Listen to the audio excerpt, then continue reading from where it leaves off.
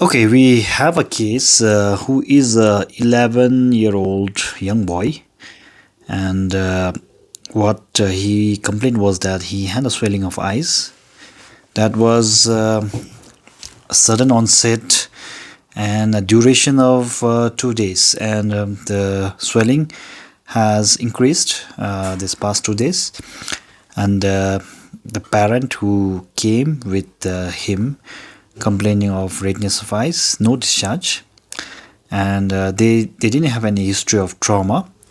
So in examination, what we found out there was that he had a kind of chemosis. You can see there's a chemosis, there's erythema, there's congestion, and when we asked for extraocular movement, he had some limitation in abduction in the left eye.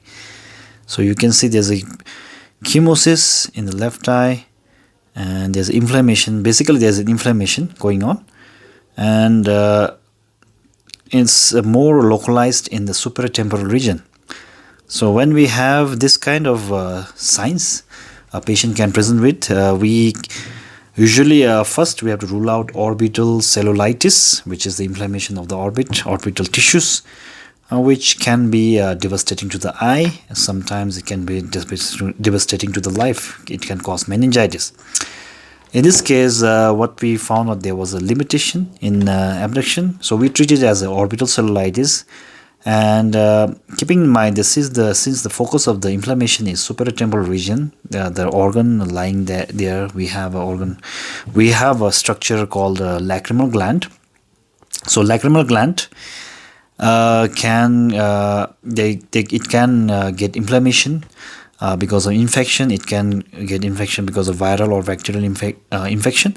It can cause inflammation because of autoimmune disease, and also because of trauma. So in this case, the patient didn't have any history of trauma, and most likely it can be orbital cellulitis, but we have treated him as orbital cellulitis.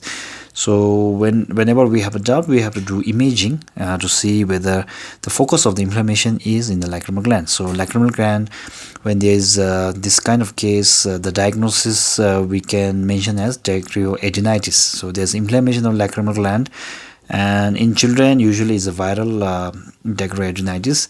And we always have to treat as orbital cellulitis with antibiotics, broad spectrum antibiotics, send blood culture, and if the imaging shows there's inflammation of Dacryoadenitis, and with good coverage of antibiotics, if the symptoms and signs improve, we can always continue with the antibiotics. If not, we can always start on steroids, oral or IV steroids. So this is the case. So whenever we see, we have to treat everything if there's like orbital inflammation, orbital cellulitis, and basically after the coverage of antibiotics, we can always, if the patient is improving, then we can always discharge them and start continue on antibiotics, and also plus or minus steroids.